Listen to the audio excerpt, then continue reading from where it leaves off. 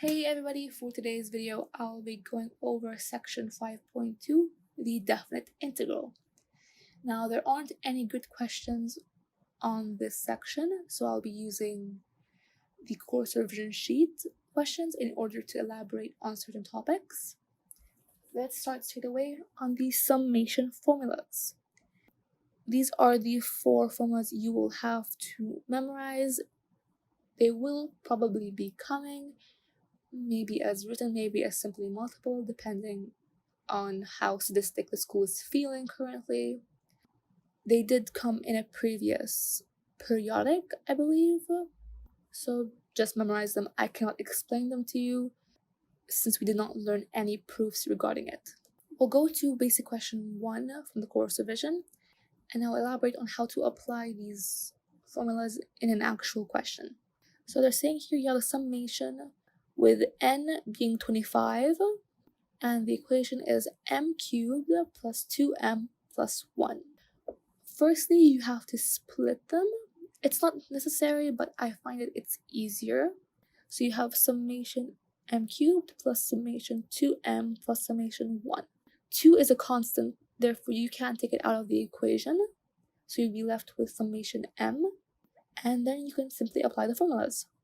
M cubed is n squared times n plus 1 squared over 4.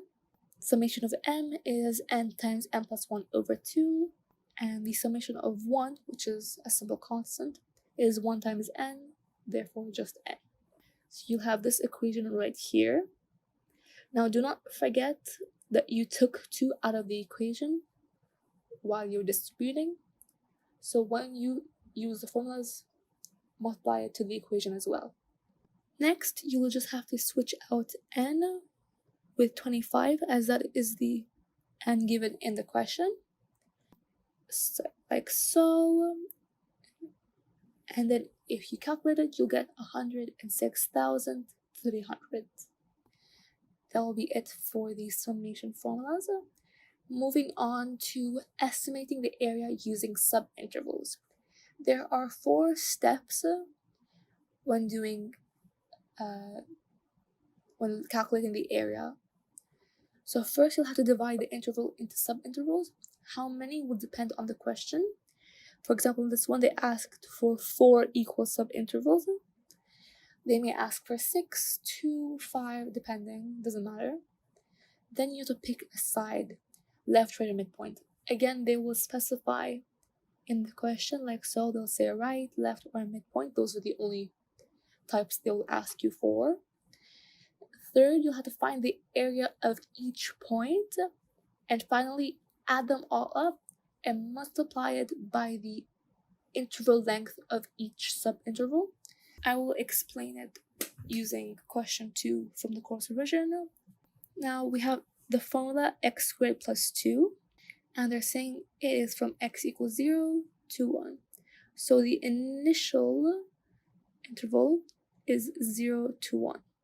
They want 4 equal subintervals and for you to choose the right endpoints. So first and foremost, you have to find the length of the interval, which is b minus a over n. N is just how many intervals they want. So 1 minus 0 over 4, which is 1 over 4. So you need 4 intervals, each with the length of 1 over 4. So 0 to 1 over 4, 1 over 4 to 2 over 4, etc. And then they want you to take the right endpoints. So the right point is just the right number. So 1 over 4, 2 over 4, 3 over 4, and 1. I took the liberty to write the values right here. They may ask for left, which is just 0, 1 over 4, 2 over 4, and 3 over 4. Or they may ask you for midpoint. Midpoint is just the average of the interval. So 0 plus 1 over 4 divided by 2. 1 over 4 plus 2 over 4 divided by 2, etc. Question 3 in the basic questions ask you for midpoint, but I will not be covering that in this video.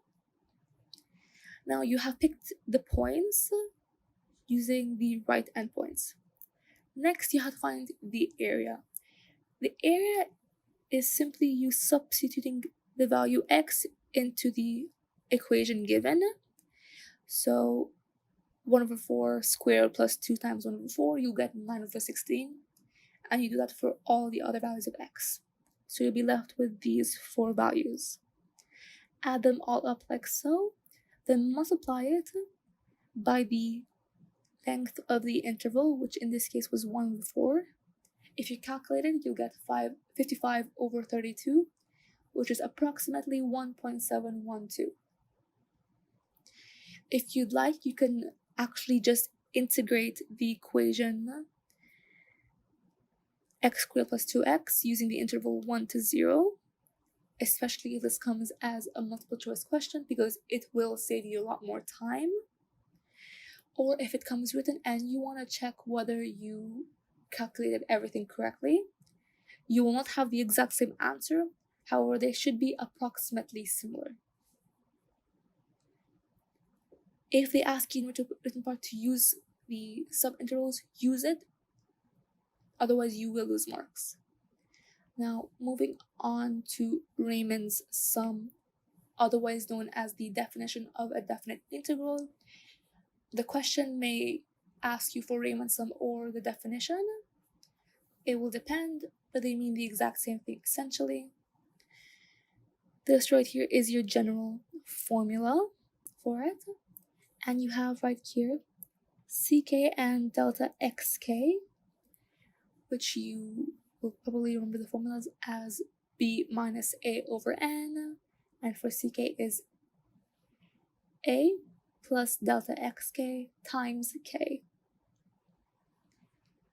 We'll go over to question 4 from the basic questions in order to help you guys have a better idea of how to apply it. So what I prefer to do firstly is to find xk, ck, and fck on the side before I substitute it into the equation, just have it as a more tidy view. So delta xk is 2 minus 1 over n. As you can tell here, 2 and 1 is your boundaries. So you will get 1 over n. Ck, a, which is 1 plus delta xk times k. So it is 1 plus k over n. Now, a common mistake while calculating this is using ck in place of fck. Whether it is you're rushing or you simply forgot while you're calculating it, do not forget the actual equation requires you to use fck, which is simply substituting ck into the actual formula given.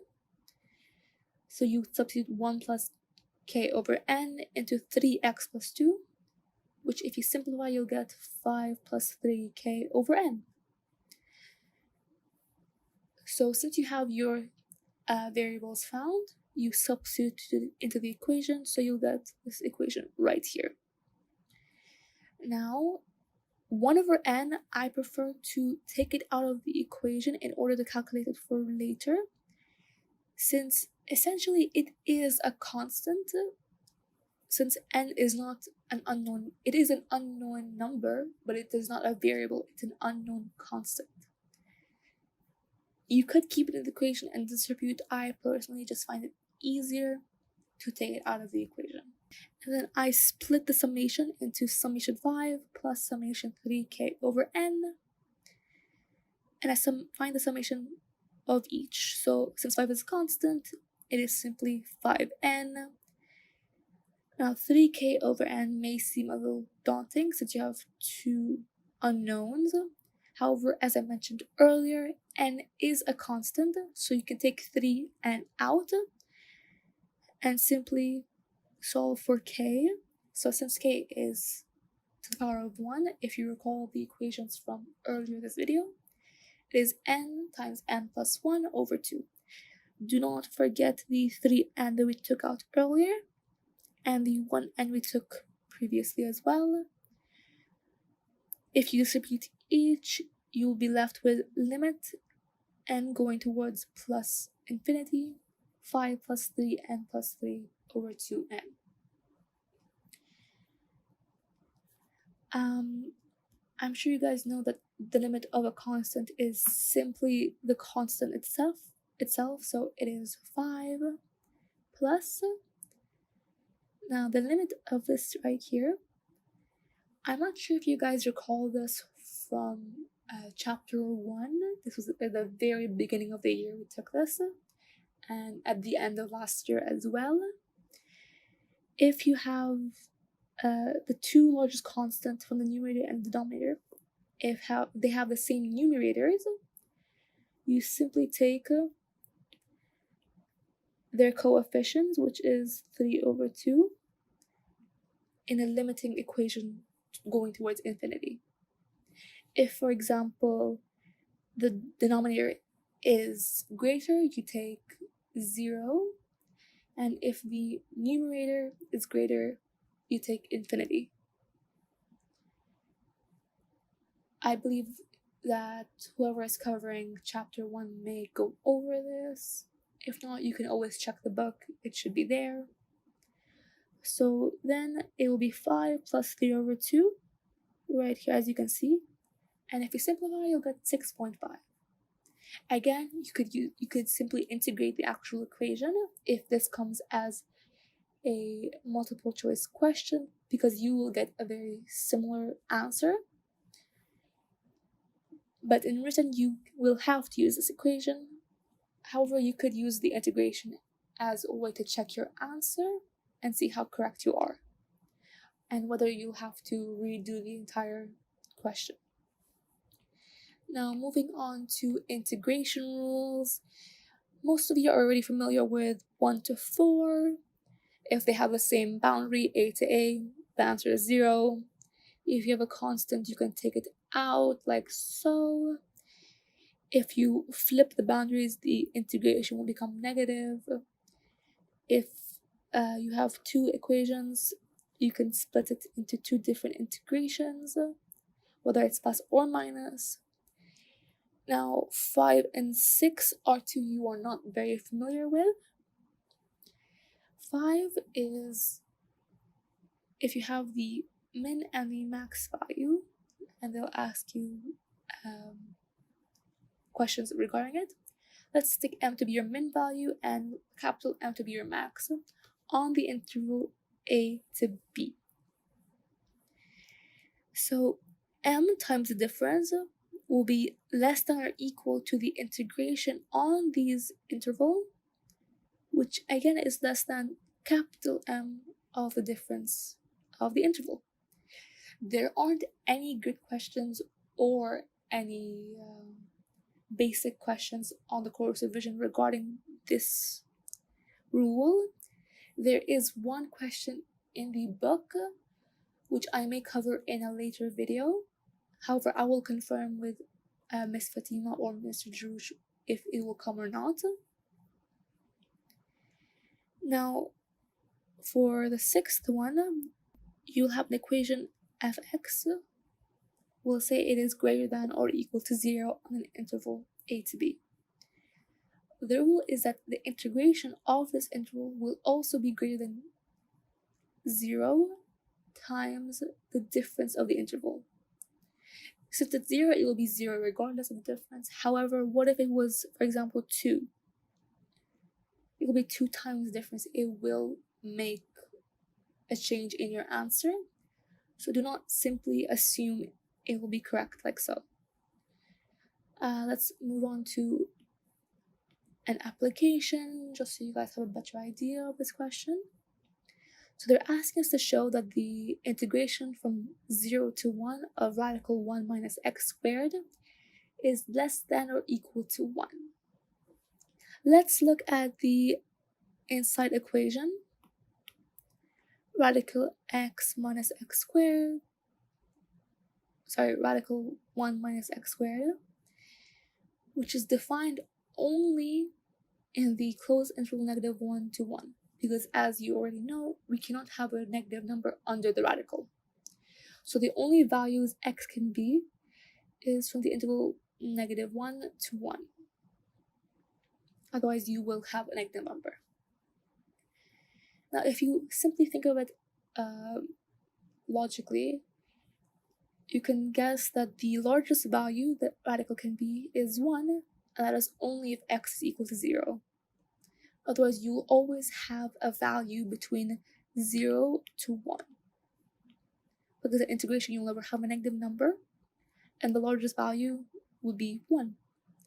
Therefore, radical 1 minus x squared is less than or equal to 1. Then if you apply the rule from earlier, the integration from 1 to 0, radical 1 minus x squared will be less than or equal 1 minus the difference 1 minus 0, which is, if you simplify, 1 again. Therefore, the statement is correct. Thank you guys for watching. I hope you guys learned something from this video, and have a nice day.